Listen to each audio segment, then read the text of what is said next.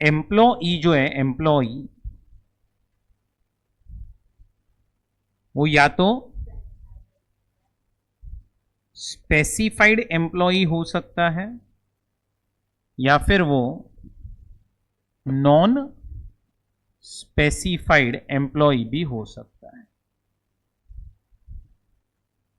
Employee या तो specified होगा या तो नॉन स्पेसिफाइड होगा, ठीक है। अब है ना, क्या डिफरेंस है बिटवीन स्पेसिफाइड और नॉन स्पेसिफाइड? इतना बकवास पॉइंट है ना ये, समझना। क्यों बकवास है वो भी आपको समझ जाएगा थोड़ी देर में। अगर आप स्पेसिफाइड एम्प्लॉई हो ना, तो ऑल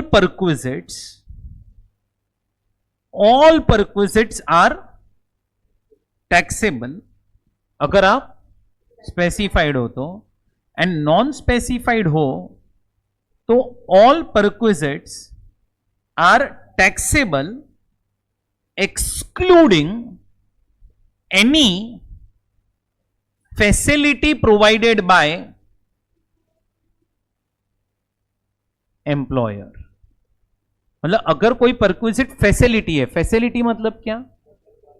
हाँ, जैसे एजुकेशन फैसिलिटी हो गया। फैसिलिटी मतलब बिल किसके नाम पे आएगा? एम्प्लॉयर के नाम पे।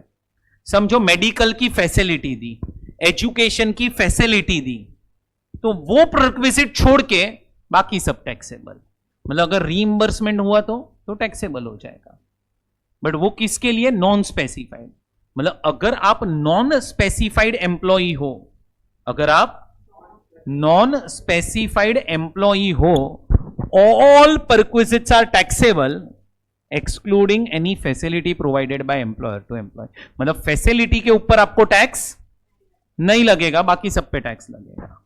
एंड अगर आप स्पेसिफाइड एम्प्लॉई हो तो all perquisites are taxable, all, फिर सब पे टैक्स लगेगा।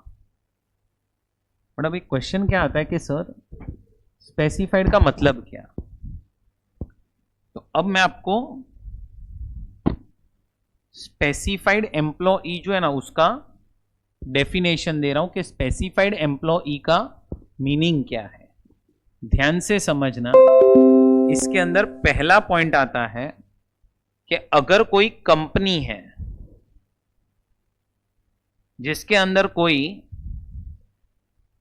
डायरेक्टर है, डायरेक्टर, और ये कंपनी और डायरेक्टर के बीच में there is employer employee relationship, तो ये जो डायरेक्टर है ना, इसको हम नंबर 1 बोलेंगे क्या? Specified employee. ये पहला स्पेसिफाइड एम्प्लॉई है। दूसरा स्पेसिफाइड एम्प्लॉई, अगर कोई भी एंटिटी है, कोई भी एंटिटी जिसमें किसी भी एम्प्लॉई जो है ना, एम्प्लॉई, उसका ये एंटिटी के अंदर, मतलब एम्प्लॉयर का जो बिजनेस है उसके अंदर अगर उसका सब्सटैंशियल इंटरेस्ट है। क्या है बोलो? मतलब किसका सब्सटैंशियल इंटरेस्ट है?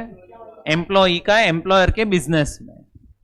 अब अगर ये एंटिटी कंपनी है, कंपनी, तो हम बोलेंगे सब्सटैंशियल इंटरेस्ट कब होगा? जब voting power is more than और इक्वल टू 20%। एंड अगर ये अदर देन कंपनी है, मतलब फर्म है, एलएलपी है, एओपी है, बीओआई है, कोई भी अदर पर्सन है, तो फिर आपका शेयर इन प्रॉफिट होना चाहिए मोर देन और इक्वल टू 20%। मतलब फॉर एग्जाम्पल देव, अगर आप एक्स लिमिटेड में, कौन सी कंपनी में? एक्स लिमिटेड में, अगर आपके पास वोटिंग पावर है मोर देन और equal to 20%, and X limited और आप एम्प्लॉयर और एम्प्लॉय रिलेशनशिप में हो, तो देव आप क्या बन जाओगे? Specified employee. एंड समझो देव यहां पे एक्स एंड कंपनी है कोई, मतलब इट्स अ फर्म और इट्स अ एओपी और इट्स अ बीओआई, तो फिर देव आपका ये एओपी बीओआई में क्या होना चाहिए? शेयर इन प्रॉफिट होना चाहिए मोर देन और इक्वल टू 20%।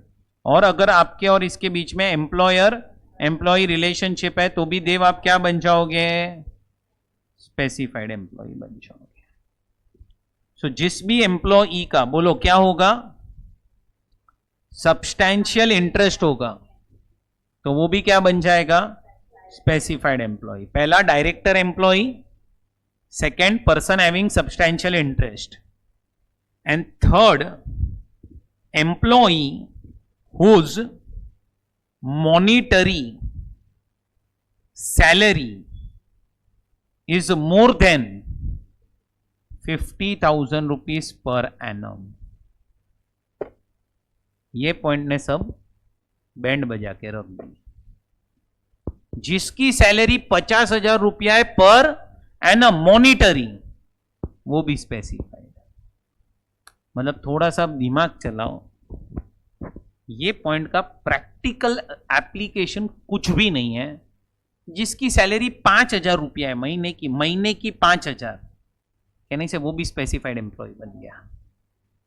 और थोड़ा दिमाग चलाओ, जिसकी सैलरी समझो 4,000 रुपया है महीने की, तो साल की 48 हुई। अब तुम थोड़ा सा दिमाग चलाओ, क्या उसको एम्प्लॉयर कोई फैसिलिटी देगा? उसको बोलेगा तेरे घर पे मैं सर्वेंट भेजता है, या उसको मोटर कार जैसी फैसिलिटी देगा? नहीं देगा। So understand practically, if I say every employee is a specified employee, and that is the reason why this bifurcation doesn't matter only. मैंने तो ये point in fact DT synopsis book में रखा भी नहीं है, थियोरी बुक में, क्योंकि ये पॉइंट का मतलब ही नहीं है कुछ भी। पर अब इसके ऊपर है ना 2 बार रेफरेंस आता है 2 सम्स में, जहां पे उन्होंने सिर्फ इतना लिखा है, this perquisite is taxable to specified employee. तो at least you should know the meaning of specified employee. समझा? सो ये पॉइंट और एक था जो मुझे आपको एक्सप्लेन करना था। सैलरी चैप्टर खत्म हो गया अपना। अब मैंने आप लोगों को एक चीज और बोली थी कि मैं आप लोगों को हर एक जगह पे सैलरी का मीनिंग क्या है उसका लिस्ट दे दूंगा। तो हमने सैलरी का मीनिंग पढ़ना स्टार्ट किया था हाउस रेंट अलाउंस से। हाउस रेंट अलाउंस में हमारे लिए सैलरी था बेसिक,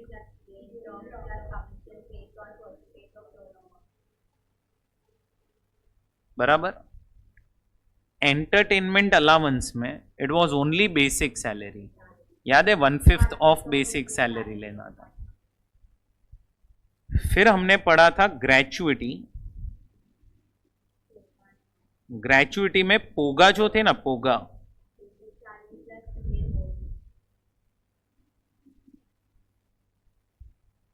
नॉन पोगा में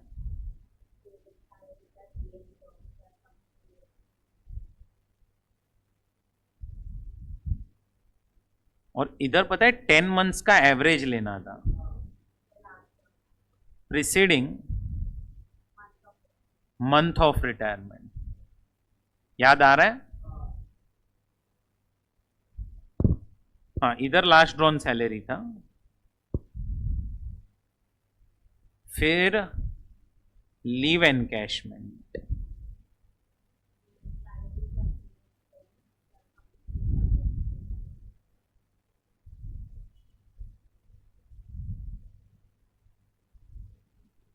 इधर भी 10 मंथ्स का एवरेज था, बट इधर प्रिसीडिंग दी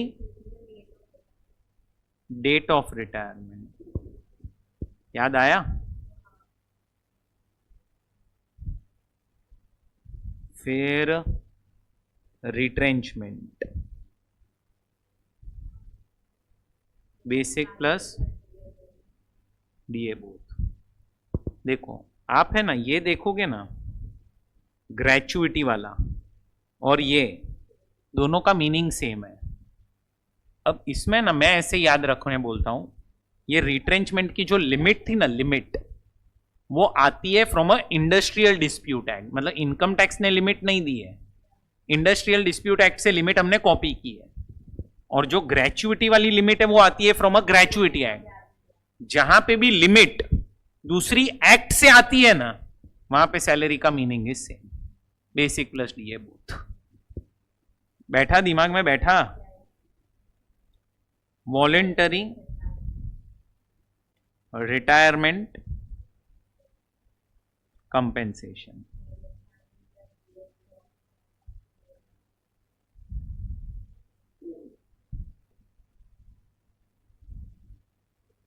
बराबर।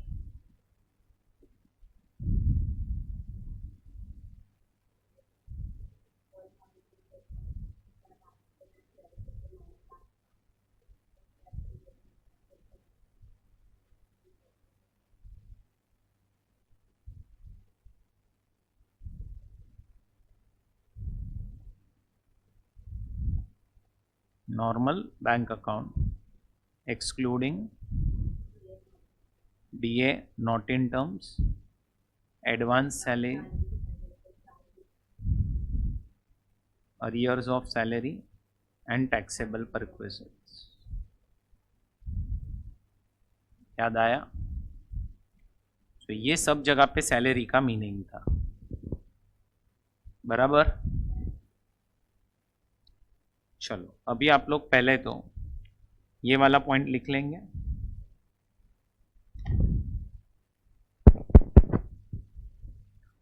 हो गया ये लिख के। अभी आप लोग स्पेसिफाइड और नॉन स्पेसिफाइड का डिफरेंस लिख लें।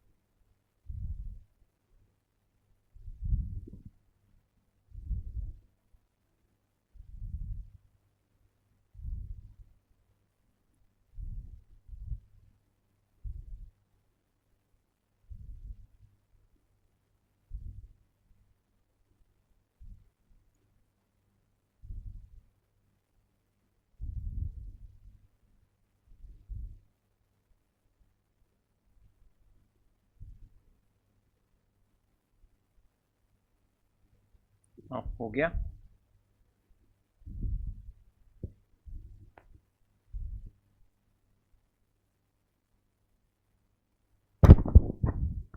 अब आप लोग सैलरी का मीनिंग लिखो।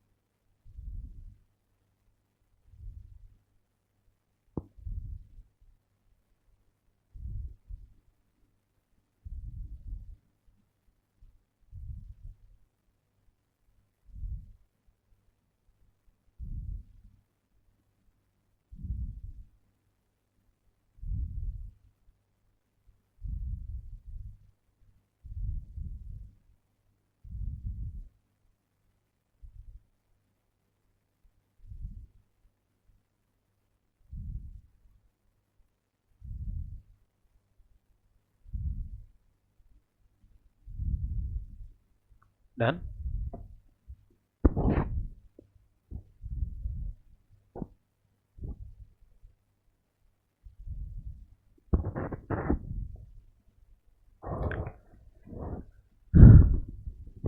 चलो अब आप लोग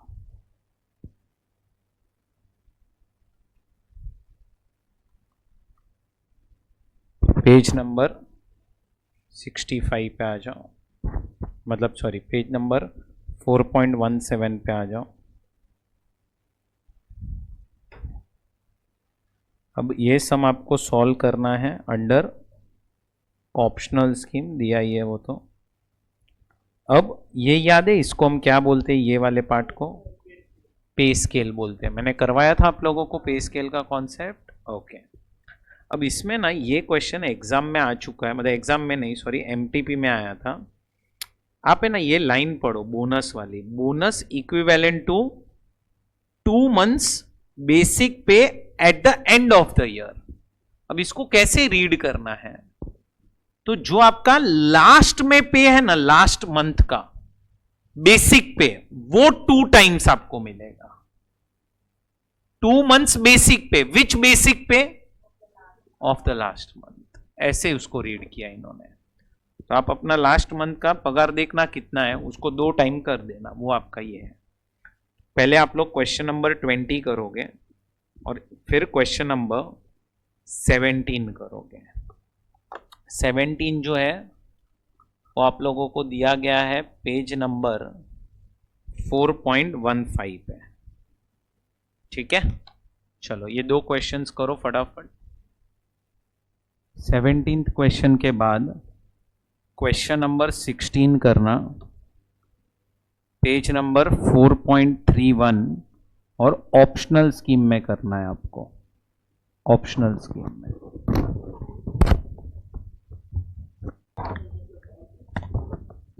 motor cycle and motor car में डिफरेंस है। मोटर साइकिल मीन्स बाइक, बराबर। तो ये फॉल हो जाएगा कहां पे, परफेक्ट, अदर असेट में follow. Question number 16 page number 4.31, ये वाला क्वेश्चन आप लोगों को करना है। इसके बाद ये आ गया आंसर, ये वाला।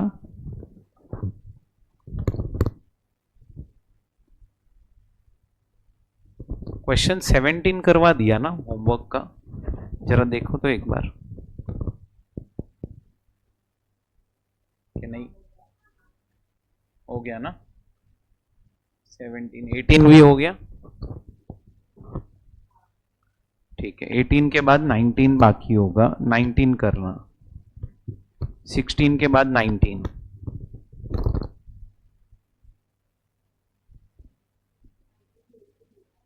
नहीं वैसा नहीं हुआ है, वो सिमिलर क्वेश्चन हुआ है।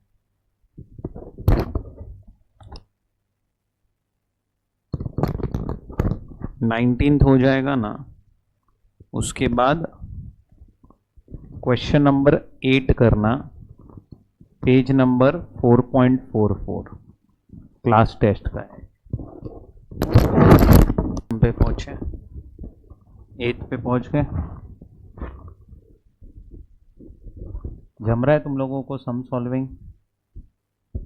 आर्यन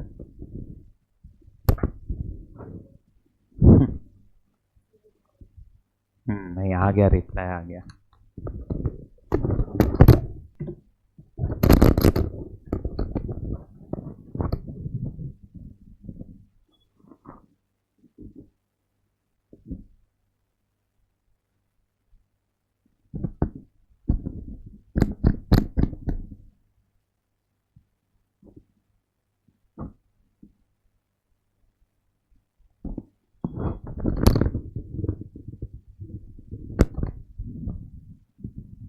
देव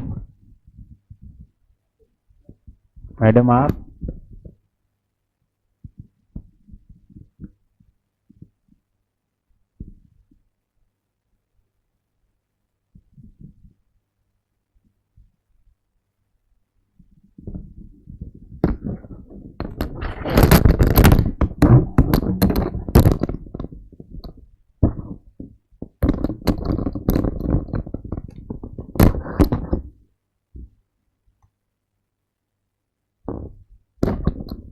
चलो कल कंटिन्यू करेंगे अपन। अभी आर्यन कल क्लास में आ जा।